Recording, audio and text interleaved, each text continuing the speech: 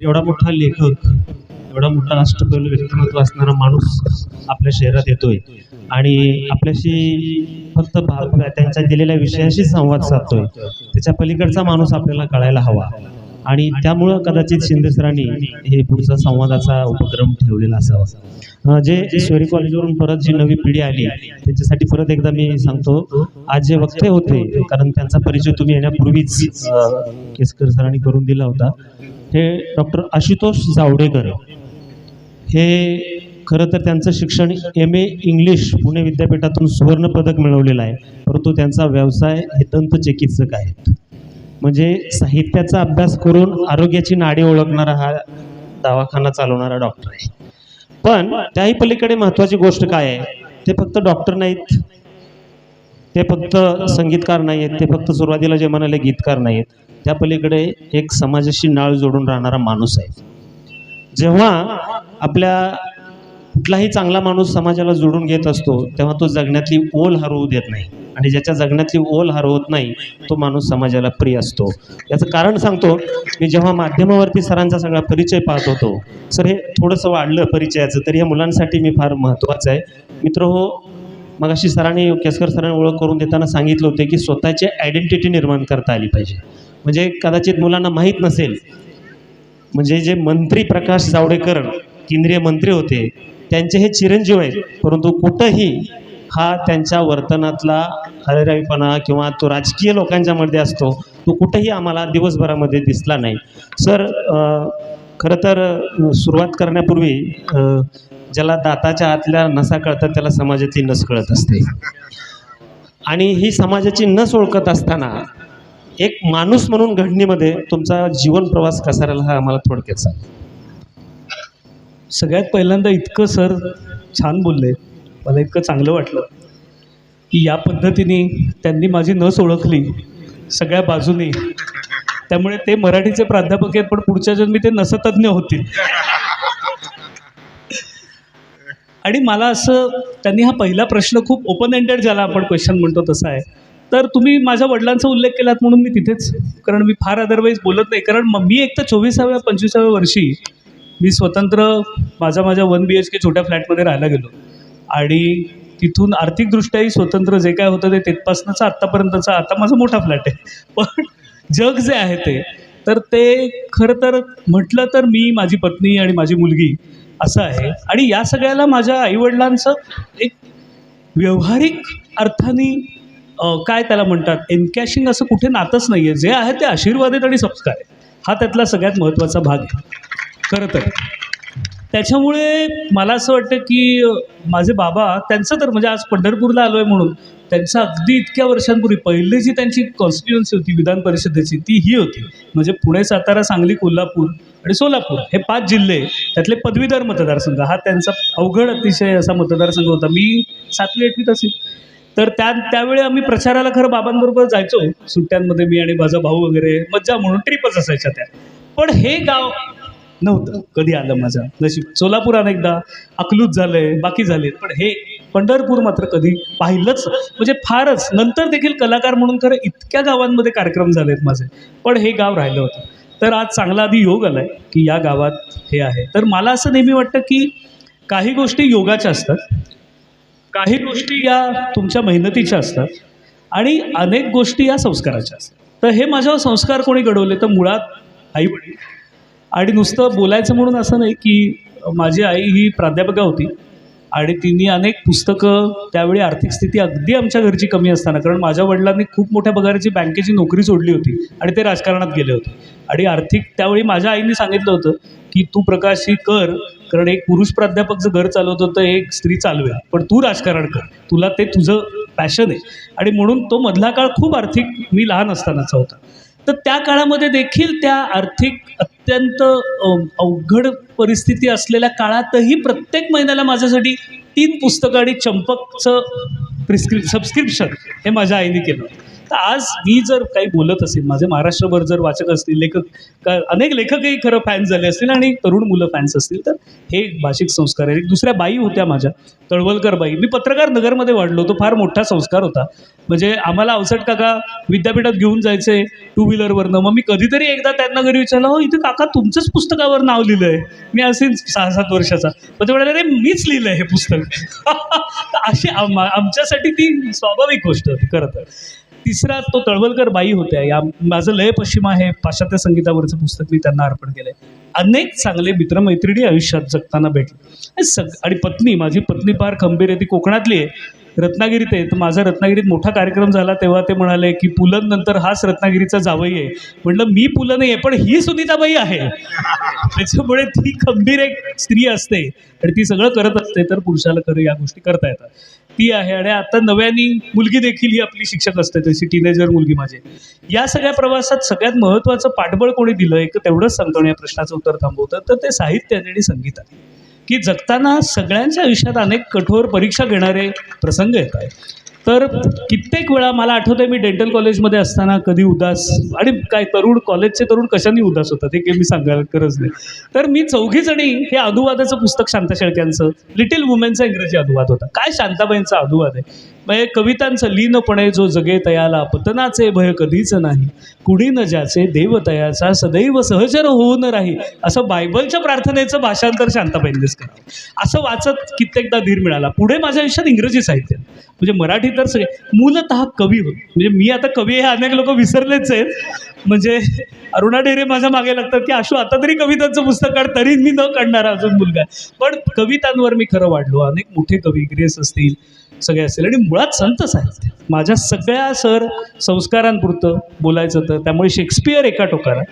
मी नेहमी म्हणतो की शेक्सपियर का मला आवडतो, तर जगातलं जे सगळं दैहिक ऐहिक असं जे नाट्य आहे ना, ते शेक्सपियरने त्याच्या सगळ्या नाटकात दाखवून दिले. कवितांमध्ये थोडं, पण नाटकात जास्त. सगळ्या भावना आहेत. असूया आहे, स्पर्धा आहे, राजकारण आहे, भूतं आहेत. म्हणजे तुमच्याच जाणीवांची ती भूतं असतात, ती आहेत सगळं.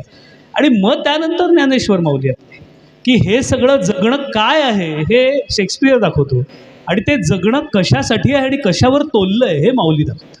त्यामुळे ते माझे 2 गुरु. खरं संगीत हा फार मोठा. संगीत मी साहित्यासाठी मी असं म्हणेन की मी पुष्कळ मेहनत देखील घेतली. मी पुष्कळ वाचलं, MA इंग्लिश जसं केलं इंग्रजी साहित्यासाठी. संगीतासाठी मागच्या जन्माची देणगी असेल. आणि संगीत इतकं आपल्याला काही देतं आणि आपण इतके अपुरे असतो ते स्वीकारायला, याचा मला प्रत्येक अनुभव येतो. पण जे मर्यादित, मी तो धागा ना हातात आला तो सर सोडला नाही. तो न थकता, कोणी मूर्ख म्हणो कोणी वेडे म्हणो, मी तो सोडला नाही, एवढंच सांगतो. तुम्ही आता सर म्हणालात की कॉलेजची मुलं आज नाराज का असतात, त्याला जोडूनच एक प्रश्न विचारतो की जो तुमच्या एका कादंबरीचा विषय राहिलेला आहे. 20, 30 आणि 40 नावाची आपली एक कादंबरी आहे. मैत्रीतलं प्रेम आणि प्रेमातली मैत्री हा गुंता सोडवणं फार अवघड असतं. विशेषतः तरुण पिढीला त्या गुंत्यामध्ये स्वतःला गुंतवून घेतलं की बऱ्याच जणांना भरकटायला होतं आणि आयुष्याच्या टोकापर्यंत जाण्याचा तो एक प्रवास असतो. अशा जेव्हा आपल्या कादंबरीमध्ये 20तला एक तरुण आहे, 30तली एक नायिका आहे आणि 40तला एक संवाद साधणारा एक वैचारिक भूमिका घेणारा आहे, तर ह्या कादंबरीचं सूत्र आजच्या पिढीकडे पाहताना तुम्ही कसं या मुलांना त्याविषयी सांगाल? मुद्दामच खरं मी ती पहिल्यांदा सदर रूपात लोकसत्तात आणि नंतर विस्तारून पुस्तक रूपात सिरीज लिहिली. आणि मला पहिलं तेच दाखवायचं होतं की मुळात असं काही नसतं की त्याच वयोगटात मैत्री होते. म्हणजे हेही समाज माध्यमाचं एक नवं आहे बरं का, की आता भेटी होऊ शकतात. आणि त्यामुळे 20चा अरेन, तोही सर नुसतं वय नाही, 20चा पार्ल्याचा अरेन, खास मुंबईचं प्राईड पार्ल्याचं असल्याचा अरेन, पुण्यात राहणारा पण मूळचा नांदेडचा, त्यामुळे ते सगळे संस्कार एकनाथांपासून सगळे असलेले, असा तुम्ही दाखवला आहे. तो तेजस, तो 40चा आहे.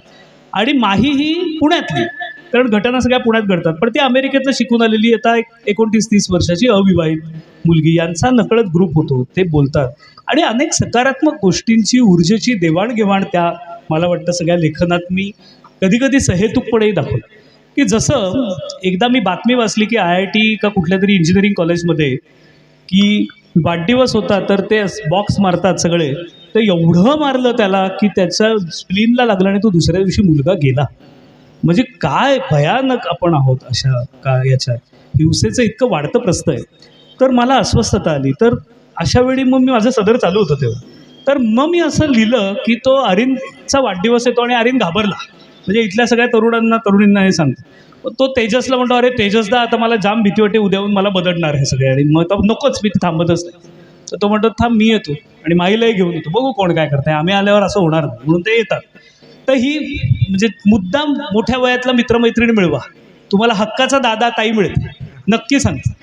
तर ते येतात आणि मग ते लगेच त्याला धरून बदडायला सुरुवात करणार असतात.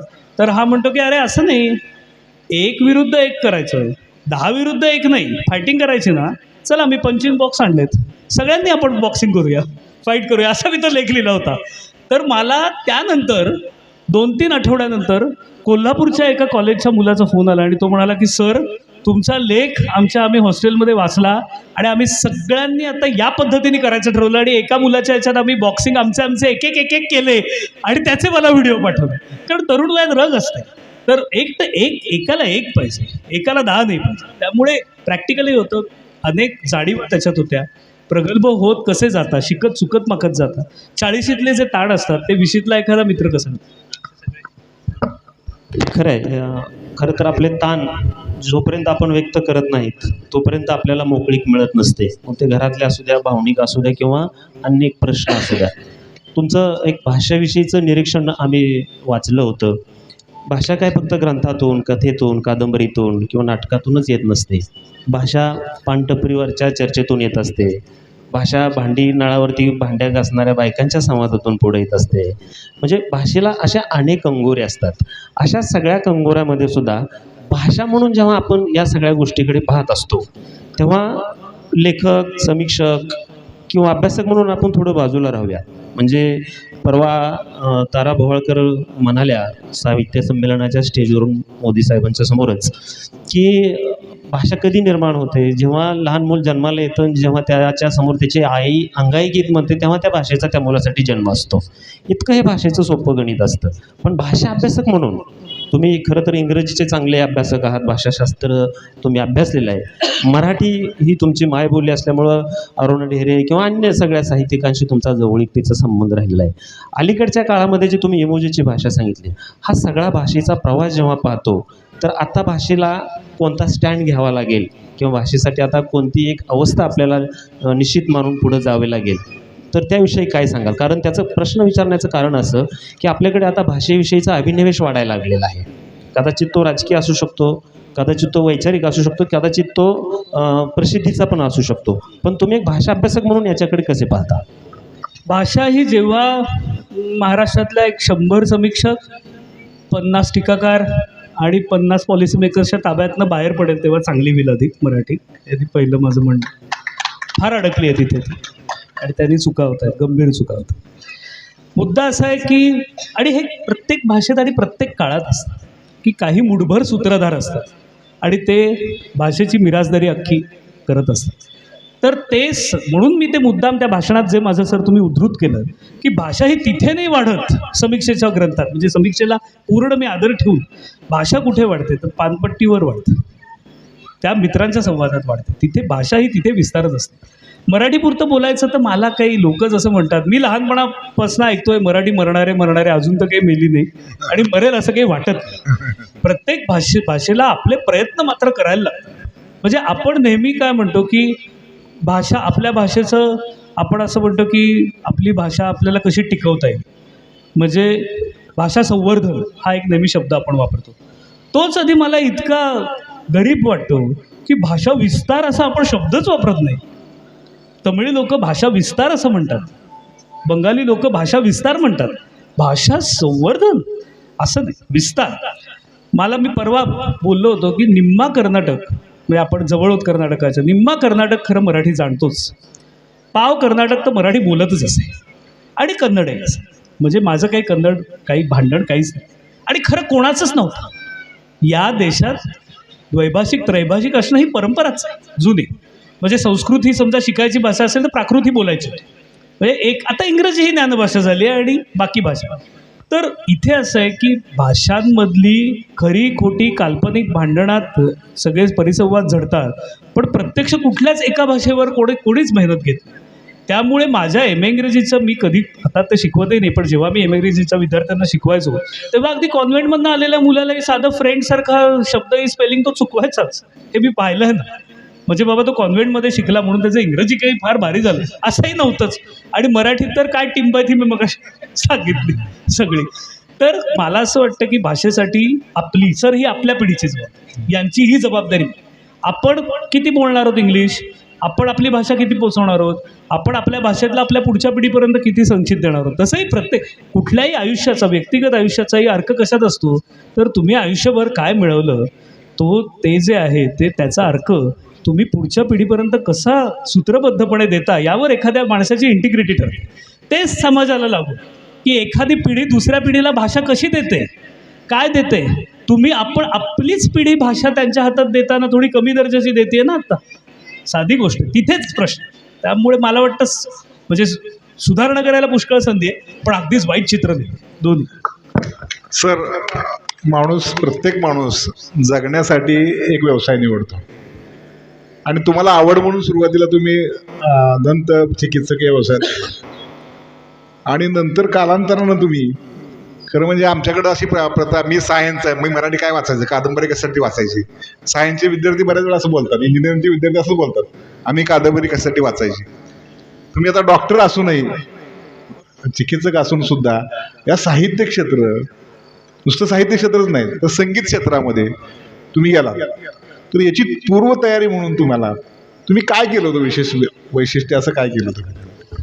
मला वाटतं सर, मी फार चांगला कल्याणराव शिंदे साहेबांनी मला प्रश्न विचारला आणि कदाचित तुम्हाला याचा फायदा होईल इथल्या तरुण मुलांना. मी वेळ दिला सर स्वतःला, काय आहे माझ्यात हे बघायला. मी घाई नाही केली की मला 25व्या वर्षी कुठलं गोल्ड मेडल मिळवण्याचा अट्टासच नव्हता. मला साधं होतं की आत्ता मला हे शिक्षणासाठी, त्यावेळी काही असं माझ्यासमोर कदाचित अजून आत्तासारखे 10 कोर्सेस आले असते तर कदाचित मी वेगळं आर्ट्सला जाऊन निवडलंही असतं माझं कल बघता. पण मी बरा हुशार विद्यार्थी होतो, मला मार्क पडले होते, तर मी फक्त एवढंच केलं की MBBSला मला काहीतरी 98-99% होते 12वीला. त्यावेळी आमच्यावेळी एकच परीक्षा असायची, तर ते सगळीकडेच मला ॲडमिशन मिळत होती. तर मी बाबांना जाऊन सांगितलं की मी BDS घेतो, कारण मी माहिती काढली जरा 4 लोकांना भेटून. तर ते म्हणाले का नाही. म्हटलं डॉक्टर मला व्हायला आवडेल, बायोलॉजी आवडतं, पण म्हटलं MBBS नको, मला ना थोडं गायचं लिहायचं असं वाटतंय आत्ता. पण तेव्हा ते डोक्यात क्लिअर नव्हतं. पण म्हणून मी डेंटिस्ट्री का, तर त्यात इमर्जन्सीज नसतात म्हणून ती सोपी नाही आहे ब्रांच, अतिशय अवघड आहे, पण इमर्जन्सी खरंच नसतात, तर आपल्याला करता येईल असा एक अंधुक अंदाज होता. तर ते आमचे बाबा बऱ्याच मुलाखतीत वगैरे सांगतात की हा माझ्या मुलाला खूप क्लॅरिटी होती, ABP माझा वगैरे त्यांच्या कट्टावर वगैरे त्यांचा आहे तो व्हिडिओ क्लिप. पण मला सर त्यातलं महत्त्वाचा माझा टप्पा वाटतो की मी BDSलाही 17 पैकी 15 विषयात पहिला आलो आणि मी ठरवून MDS केली, किंवा मी अमेरिकेत DDSला गेलो नाही. आणि माझे सगळे शिक्षक नाराज झाले माझ्यावरती की हे काय, तू इतका हुशार विद्यार्थी. त्यांच्या आशा होत्या, प्रेमही होतं. आणि मग तेव्हा कारण मला तोपर्यंत निर्णायकतेने कळलं होतं की बहुतेक आता आपल्याला लिहायचं आहे आणि गायचं आहे, म्हणजे आता आपल्याला यात उतरायला हवं हळूहळू. त्यामुळे मी त्या टप्प्यावर ते निर्णय घेतले आणि पुष्कळ वेळ दिला, आधी समजून घेतलं हे जग काय, वाचलं, अभ्यास केला, ऐकली किती तासनतास. मला आठवतं मी रिदम हाऊस मुंबईत गेलो की कॅसेट बघत बसायचो आणि नुसरत, त्या काळात कॅसेट्स असायच्या, म्हणजे तुम्हाला तर माहीतच नसेल काय जग, पण मी नुसरत फतेह अली खान साहेबांची एक कॅसेट घेतली आणि ती कव्वाली रात्रभर ती कॅसेट इतकी उलटी सुलटी रिवाइंड फॉरवर्ड करत फिरलं की ती दुसऱ्या दिवशी सगळी तुटली होती. तर हा अभ्यासच असतो एक पद्धतीने कलेचं. तर तसं करत करत गेलो आणि मग चांगले लोकही भेटत आले, चांगले संस्कार होत गेले, लिहित गेलो आणि काळानुरूप राहत, म्हणजे आत्ताही मी जसं समाज माध्यम वापरतो, कारण काळानुरूप आपल्याला बदलायला लागतं आणि राहायला लागतं आणि नथिंग इज परमनंट. आणि दुसरं मला असं वाटतं की एक सुदैवाने आयुष्यात अनेक खरोखर अत्यंत सगळ्या क्षेत्रातली मोठी व्यक्तिमत्व बऱ्यापैकी जवळनं बघितली असल्यामुळे कधी हवेत जायचा मुद्दाच आला नाही.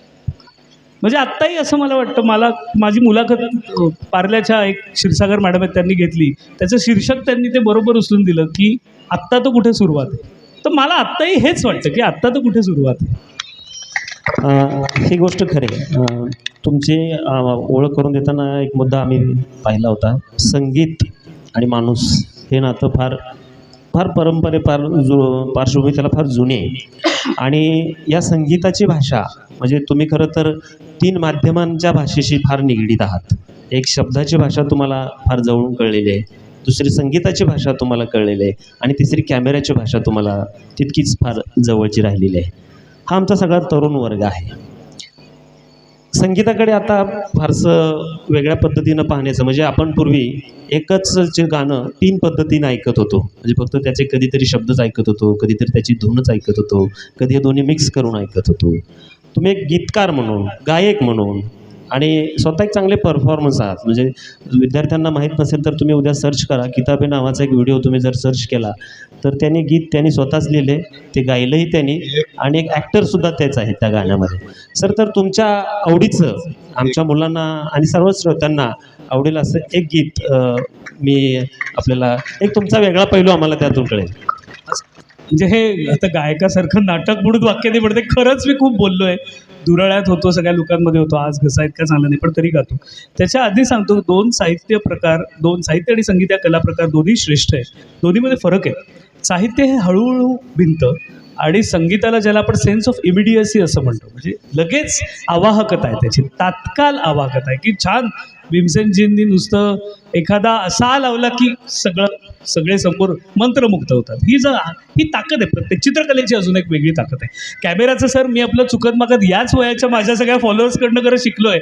अनेकदा मी चॅनलला जायचो, मुलाखतीत माझी नजर खाली असायची आणि मग त्याच्यानंतर प्रयत्नपूर्वक मी शिकत गेलो. फॅशन म्हणजे त्यावेळी मला आठवतं अगदी कार्यक्रम करायला घेतल्यावर असे काही फार गुगल वगैरे इतकं द्यायचं नाही, मी भोग वगैरेचे अंक आणायचो आणि मग मी माझ्या लय पश्चिमाच्या कार्यक्रमात पहिल्यांदा असे बँड्स वापरले. त्याकाळी कोणी वापरायचं नाही आणि गळ्यात माळ घातली.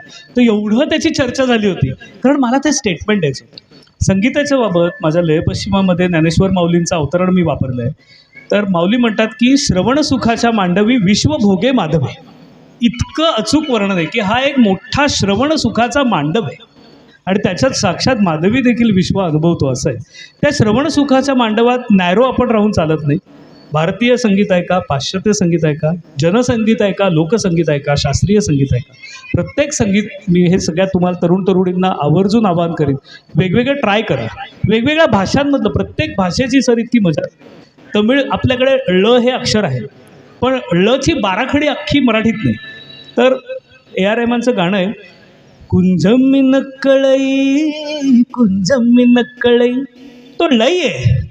आता काय मजा आहे, अर्थ जाऊ दे, त्या नादाचीच मजा आहे की कुंजम मिनक्क लई. तर लईचा जो एक असतो प्रत्येक भाषा एक हे करते. आणि आत्ता काय गावं, मला वाटतं एक माझं निर्धार गाणं गातो. आज आपण पंढरपूरमध्ये आहोत.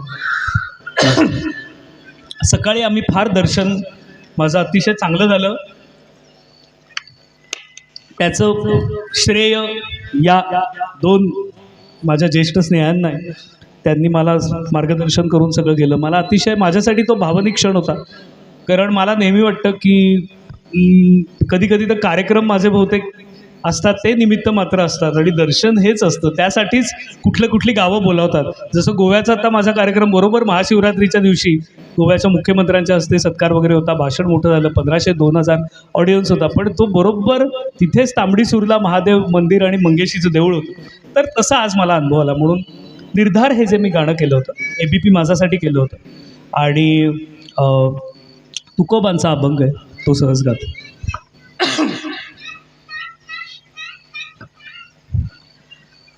तुझं मज नाही भेद केला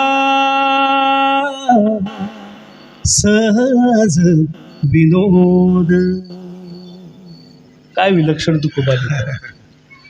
तुझं मज नाही भेद केला सहज विनोद. तुझं मज नाही भेद केला सहज विनोद.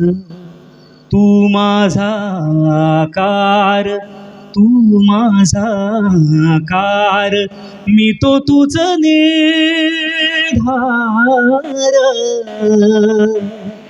तुझ मज नाही भेद केला सहज विनोद. तू मज लागी देवा घेसी माझ्या अंगे सेवा. तू मज लागी अचळ होसी माझ्या पाशी सबळ. तू बोलसी माझ्या मुखे, तू बोलसी माझ्या मुखे, मी तो तुझ लागी सुखे. तू बोलसी माझ्या मुखे, मी तो तुझ लागी सुखे. तू का म्हणे देवा विपरीत ठाई नावा, तू का म्हणे देवा विपरीत ठाई नावा. तू माझा आकार, तू माझा आकार, मी तो तुझ निर्धार. तुझ मज नाही भेद केला सहज विनोद. तुझ मज नाही भेद केला सहज विनोद. क्या बात आहे. खरं तर जोडून घेता येणं ही कोणत्याही चांगल्या वक्त्याची ही ओळख असते आणि मैफिलीला जोडून घेण्यासाठी वक्ता हा तितकाच जर चांगला असेल तर कदाचित हे सगळे मंत्रमुग्ध झालेल्या चेहऱ्यांवरती त्याचं ते प्रतिबिंब उमटतं. शेवटी एक दोन प्रश्न घेतो आणि थांबतो. सर, तुम्ही पुणे, मुंबई अशा वेगवेगळ्या महानगरांमधून आणि पुन्हा बाहेर परदेशामध्ये पण प्रवास केलेला आहे. जेव्हा आपण मराठी साहित्याकडे पाहतो, पूर्वी मराठी साहित्याचा केंद्रबिंदू हा पुणे आणि मुंबई अशा ठिकाणीच थांबलेला होता किंवा तो मर्यादित राहिलेला होता.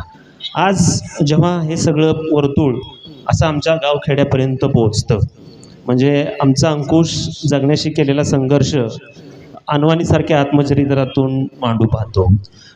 इथं आमचे भास्कर बंगाळे दलित जीवनातल्या त्या काळातल्या अनेक व्यथावेदना वेगळ्या पद्धतीनं मांडू पाहतात.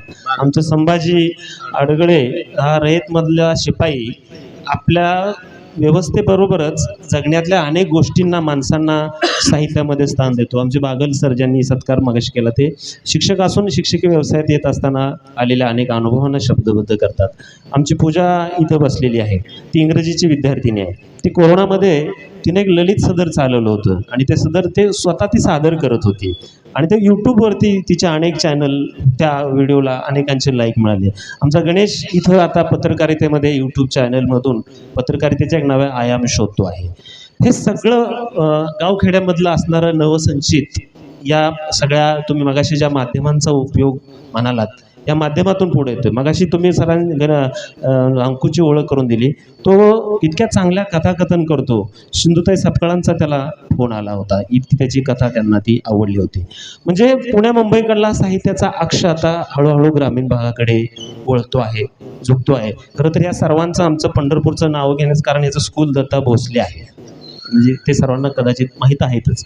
या सगळ्या बदलाकडे आणि मराठी साहित्यातल्या होणाऱ्या परिवर्तनाकडे एक तुम्ही इंग्रजीचे अभ्यासक आणि मराठीचे एक चांगले दृष्टी समीक्षक म्हणून कसं पाहता?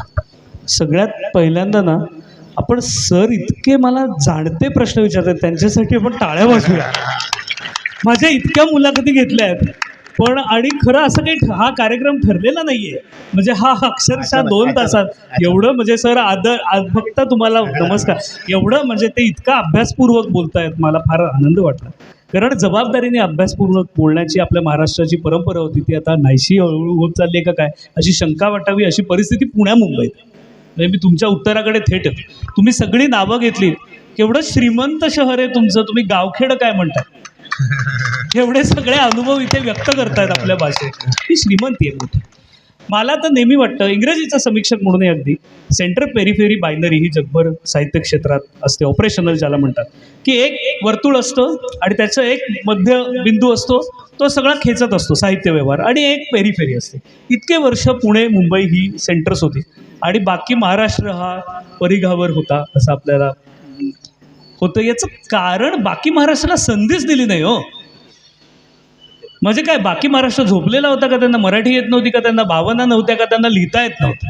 त्यांना तुम्ही संधीच नाही दिली, तुम्ही तुमच्यांना संधी दिली. मी तर स्पष्ट मराठी साहित्यापुरतं तर माझा हे ठाम आक्षेप आहे. आणि आज समाज माध्यमांचाच हा सगळ्यात मोठा फायदा आहे की हे जे सेंटर पेरिफेरीचं असतं गणित, हे अख्खं उद्ध्वस्त केलं. त्यामुळे म्हटलं तर प्रत्येक गोष्ट आता सेंटर आहे. इतकं साधं. आणि अहो हे तुम्ही सर गावखेडं म्हणता, मला आश्चर्य वाटलं. मगाशी मी कंटेंट व्हायरल होण्याच्या तुम्हाला टिप दिल्या, त्यावरनं सांगतो की हे जेव्हा मी ते विश्व मराठी संमेलनात जेव्हा बोलत होतो, तर पुढचा कार्यक्रम होता आणि ते मागून ना पालखी घेऊन तयारीला आले. खरंच झालं, त्या फेसबुक व्हिडिओत बघा आहे, ते तुम्हाला दिसेल की पुढचा कार्यक्रम ते बिचारी लोक, त्यांना तिथे विंग नव्हते एम्पी थिएटरला, तर माझ्या मागनंच ते पालखी घेऊन गेले आणि मी ते बोलत होतो की कंटेंट व्हायरल वगैरे. तो म्हणला, हो व्हायरल होणं म्हणजे हे असतं 900 वर्ष टिकलेलं संत संघ, नुसतं 2-3 महिने नाही, 900 वर्ष काळाच्या ओघात टिकलेलं व्हायरलच आहे. त्या गावात होता, पण पंढरपुरात होता. तर मला असं वाटतं की फार ही आश्वासक गोष्ट आहे की पंढरपूरमधले अनेक लेखक आपापला अभिव्यक्त करतायत. अनेकांनी करावी. संगीतात देखील अनेक प्रयोग, मला स्वतःला संगीतात देखील खूप प्रयोग होताना दिसतात. अनेक लोक वेगळे प्रयोग करतायत, फ्युजन्स करतायत. फार छान आणि चांगली आश्वासक गोष्ट आहे. पुण्यात तर फार अवघड आहे. मुंबईत आहे अजून, म्हणजे प्रोफेशनल चित्र आहे. मी स्पष्ट सांगतो, पुण्यामध्ये म्हणजे अमराठीचं माझं काही भांडण नाही. माझ्या वर्तुळात तर सगळे अमराठी अधिक आहेत. माझे मित्रमैत्रिणी अनेक अमराठी आहेत. मुळारंभमधला अख्खा परिघ अमराठी. पण मला असं वाटतं की पुण्यामध्ये ना आता मराठी लोकच माणसाचा आणि मराठी भाषेचा आदर ठेवतच नाही. म्हणजे तिथे मुंबईमध्ये भैयाशी तुम्ही हिंदीत बोलता, हे कॉम्प्रोमाइज आहे. पण इथे 2 मराठी माणसं इंग्लिशमध्ये बोलतात पुण्यात. इतकं मला तर काही, म्हणजे पुणे हे काही फार एवढं चर्चा करण्यासारखं गाव नाही. जाऊ दे, आपण दुसऱ्या प्रश्नाकडे जाऊ. शेवटचा आता आमच्या युवकांसाठीचा एक प्रश्न, म्हणजे आपण जे मगाशी माध्यमावरती बोलत होतो, खरं तर माध्यमाचे फायदे आणि धोके या दोन्ही गोष्टी पाहिल्या, परंतु एक अलीकडे नवा ट्रेंड आपण सर्वत्र पाहतो. म्हणजे अशा चर्चा कराव्या का न कराव्या हा खरं तर व्यासपीठाला पडलेला प्रश्न नेहमीच असतो. अनेक कुटुंब, अनेक मुलं मुली किंवा अनेक व्यवसायातली लोक लाईव्ह आत्महत्या करतायत. अनेक पद्धतीच्या व्हिडिओ काढण्याच्या तंद्रीमध्ये अनेकांनी आपले जीव गमावलेले आहेत. अशा माध्यमांचा प्रसिद्धीसाठी जेव्हा वापर करून घेत असतो, तेव्हा ही एक मानसिकता तयार होत चाललेली आहे की वेगळं काय करण्याच्या नादात आपण आयुष्य गमवत बसत आहोत. तर या अवस्थेकडे तुम्ही एक डॉक्टर या पेशा म्हणून या सायकोलॉजीकडे कसं पाहता, आणि याला एक प्रभावी म्हणून आपण पुढच्या पिढीला सजग राहण्यासाठीचा एक काय संदेश द्याल, हा शेवटचा प्रश्न. डॉक्टर खरं म्हणण्यापेक्षा माणूस म्हणून मला अतिशय सगळं हे करुण चित्र वाटतं की तरुण पिढीला इतकं डेस्परेशन यावं की आपण एखाद्या लोंबकाळलो खाली दरीवर आणि रील केला आणि ते फॉलोअर्स मिळाले आणि व्हायरल झाले, तर त्यातनं आपल्याला मॉनिटायझेशन होऊन पैसे होईल, इतकी जगण्याची भ्रांत पडावी, हेच आधी इतकं करुण आहे.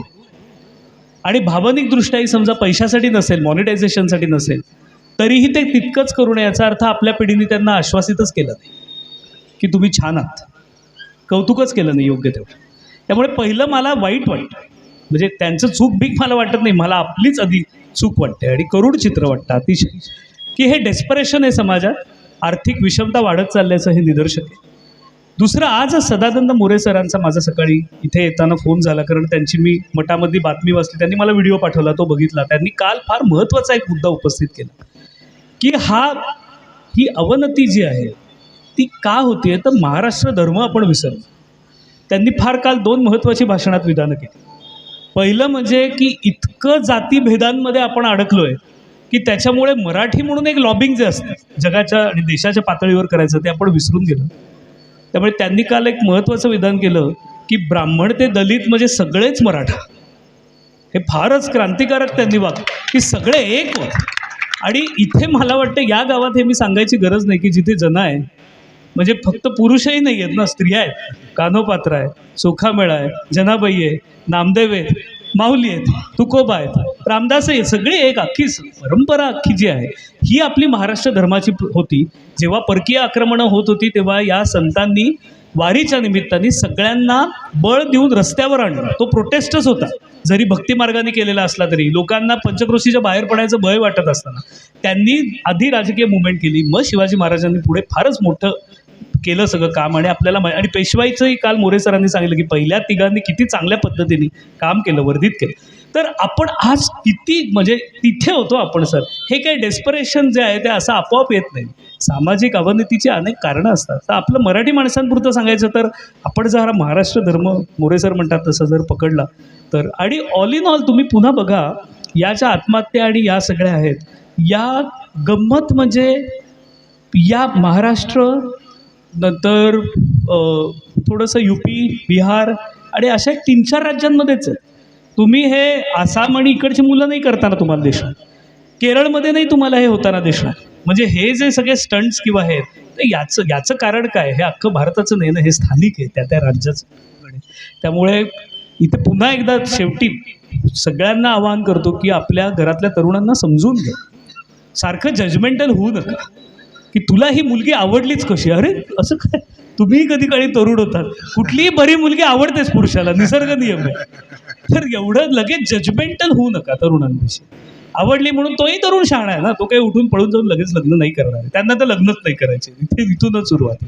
त्यामुळे मोठ्या पिढीला माझं सांगणं असं आहे की तरुण पिढीला समजून घेऊन आश्वासन द्या, म्हणजे ते संवाद करतील घराघरात आणि आपल्याला धोके कळतील. मग ते कुठल्या टोकावर लोंबकाळणार नाहीत स्टंटसाठी, कारण त्यांना माहिती आहे की मला माझ्या बापाला सांगता येते, मला आईला सांगता येते, काकाला सांगता येते, माझ्या मामाला सांगता येते की माझ्या मनात काय अडचण आहे, माझ्या सरांना सांगता येते. आणि तरुणांना इथलं असं आहे की इतकं आयुष्य महत्त्वाचं असतं आणि मोलाचं असतं आणि इतकं सुंदर असतं. म्हणजे सगळे मी अवघड माझ्या आयुष्यात चढ उतार बघितले तरी तरीही सांगतो की इतकं आयुष्य सुंदर असतं की ते अशा कुठल्या तरी गोष्टींनी कृपया धोक्यात घाला, एवढं सांगतो आणि थांबतो. खरंच सर, जावडेकर सर हे अख्ख्या विश्वामध्ये किंवा विश्वामध्ये फिरून आलेले आहेत आणि आज एकादशीचा महापर्व काळ आहे. प्रथमच त्यांना अत्यंत समाधानाचं दर्शन मिळालं. विश्वाचा मालक हा विठ्ठल इथं उभा आहे, रुक्मिणी पण समोर आहे आणि मग आज एकादशीच्या पर्वकाळी रामकृष्ण हरीचा हा जयघोषामध्ये जे सरांनी पाहिलं, अनुभवलं, मग या विठ्ठलासाठी आणि रुक्मिणींच्यासाठी त्यांचा हा जो सुखानंद आहे त्यांनी तो आपल्या कोणत्या तरी कवितेतून, आणि ही बाग आहे, ही पांडुरंग उद्यान आहे, बागेमध्ये प्रेमाशिवाय काय नसतं. अरे बाबा. तर आज तुम्ही संपूर्ण जगाला एक वेळ असं लावलेलं आहे की तरुणापासून म्हाताऱ्यापर्यंत सर्वांना लावलेला आहे आणि एक मराठी माणूस अख्ख्या विश्वामध्ये जातोय, विश्व संमेलनामध्ये तो आपला अभ्यास व्यक्त करतोय. अशा ठिकाणी आमच्या पंढरपूरकरांच्या ह्या रसिकतेला साथ देत आपण जग कसं जिंकलं अशा 1-2 कविता त्यांनी सादर कराव्यात ही आपल्या सर्वांच्या वतीनं मी त्यांना विनंती करतो. आता खरं तर माझ्याकडे आत्ता कविता नाही आणि वेळही झाला आहे. एक छोटंसं, अगदी छोटंसं पटकन ऐकवतो, फक्त मला 1 सेकंद द्या. मला जरा शब्द वगैरे चुकायला थोडा पॉज घेऊन घ्या. नाही अहो, म्हणजे तरी मला चांगलं वाटतं की 9 वाजलं तरी लोक पुण्यात 8-8:30ला निघून जातात, तसं इथे गेले नाही आहेत.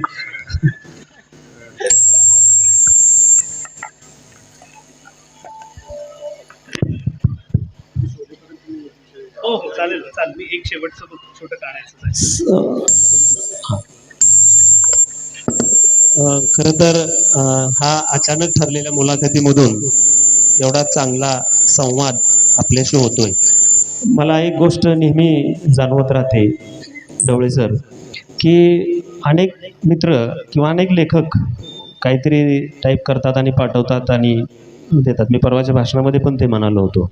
आणि मग एका मित्राने सतत असं काहीतरी रोज पाठवत होता आणि ते मी काहीतरी आहे म्हणून दुर्लक्ष करत होतो. त्यांना दुसऱ्या दिवशी मला फोन केला आणि त्यानं मला सांगितलं, अरे ती मला रात्री एक तुला कविता पाठवली, तेवढी वाच की. मी ती उघडली आणि ओपन करून मी पाहिलं, तेव्हा मी म्हटलं अरे काय आहे. आणि मग त्यानं उत्तर दिलेलं फार वेगळं होतं. काय म्हणला, मी रात्रभर जागून तुम्हाला पाठवलं, तयार करून पाठवलं, पण तुम्ही काहीच त्याच्यावर प्रतिक्रिया दिली नाही. मी त्याला एका वाक्यात सांगितलं, कोणतंही चांगलं साहित्य, कोणतीही चांगली कविता, कोणतंही लेखन किंवा कोणतंही सादरीकरण हे जागून नाही ते जगून सादर करावं लागतं. आणि जगून सादर करणारा जेव्हा वक्ता आपल्यासमोर, लेखक आपल्यासमोर येतो, तेव्हा ते 9 वाजले तरी प्रेक्षक ते पुण्याचे नाही, हे मात्र शेवटी सांगतात. धन्यवाद सर. आता जगून प्रेम कसं करावं याचीच एक कविता शेवटी आता मी ऐकवतोय. जिन्यापाशी नावाचे एक पटकन मिळाली म्हणून एक छान. प्रेम ही फार महत्त्वाची अभिव्यक्ती असते आपल्या मराठी साहित्यात. तर कुसुमाग्रज असतील, रेगे असतील, कितीतरी जणांनी इतकं प्रेमाचं मोठं केलं. तर ही माझी एक प्रेमावरची कविता, वेगळी, प्रपोजलची, प्रेमाची. जिना. जिन्यापाशी तो तिला सरळ मागणी घालतो. जिन्यापाशी तो तिला सरळ मागणी घालतो, लग्न करशील माझ्याशी असं सहज विचारतो. जिन्यापाशी तो तिला सरळ मागणी घालतो, लग्न करशील माझ्याशी असं सहज विचारतो. पायऱ्या चढू लागते ती लाजून आनंदी होऊन, आश्चर्याने ओथंबून कोलमडून पुन्हा सावरून. तशा कित्येक पायऱ्या तिने पार केलेल्याच आहेत, मोहकशा पायरीवरती गप्पाही मारल्या आहेत. आत्ताची ही पायरी मात्र जितकी अवघड तितकी सोपी, सरळ ऊन झेलणे आहे, नावी गॉगल छत्री टोपी. जवळच्यांचे जवळपण काचू लागे जेव्हा जेव्हा, जवळच्यांचे जवळपण काचू लागे जेव्हा जेव्हा, परका पक्षी शीळ घाली पारापाशी जेव्हा जेव्हा, तेव्हा तेव्हा मनामधला मोगरा असा डवरू लागतो. जिन्यापाशी तो तिला सरळ मागणी घालून जातो. एक जिना संपतो ती थांबते मिनिटभर, एक जिना संपतो ती थांबते एक मिनिटभर. मनामध्ये कोलाहल विचारांची तीक्ष्ण सर, आधाराला कठड्याशी जेव्हा जेव्हा उभी राहिली, कठड्याची मर्यादा तिच्या आपसूक ध्यानी आली. तिने डोळे मिटले, तिने डोळे मिटले तेव्हा तिला केवळ तोच दिसे. तिने डोळे मिटले तेव्हा तिला केवळ तोच दिसे. पुन्हा मिटून घेतले तेव्हा तो मिठी मारत असे. शहारलेल्या अंगावरती लाटा कोरत गेली वीज, कळून चुकले तिला त्याने चोरली आता आपली नीज. बघू जाता असे स्वप्न सटकलाच पाय तिचा, आणि हात शोधू लागला काठ भक्कम आधाराचा. कठड्यापाशी घरचे दारचे आप्तस्नेही जुने मित्र, धुक्यामध्ये हरवून जाई क्षणात त्यांचे जुने चित्र. संपत आला जिना आणि समोर आहे बंद दार, निर्णय इथेच घ्यायला हवा डोक्यावरती केवढा भार. संपत आला जिना आणि समोर आहे बंद दार, निर्णय इथेच घ्यायला हवा डोक्यावरती केवढा भार. रीतिरिवाज प्रथा प्रमाद घोंगावत आहेत माशांसारखे, रीतिरिवाज प्रथा प्रमाद घोंगावत आहेत माशांसारखे. त्याचे डोळे मात्र थेट खूप आधी भेटल्यासारखे. क्षणासाठी थांबली ती तिचा निश्चय पक्का झाला, क्षणासाठी थांबली ती तिचा निश्चय पक्का झाला. वाऱ्यासवे जेव्हा त्याचा डंख मधुर गंध आला, जवळच्यांचे जवळपण काचू लागे जेव्हा जेव्हा, जवळच्यांचे जवळपण काचू लागे जेव्हा जेव्हा, परका पक्षी शीळ घाली पारापाशी जेव्हा जेव्हा, तेव्हा तेव्हा मनामधला मोगरा असा डवरू लागतो. जिन्यापाशी तो तिला सरळ मागणी घालून जातो. खरं तर मनपूर्वक धन्यवाद सर.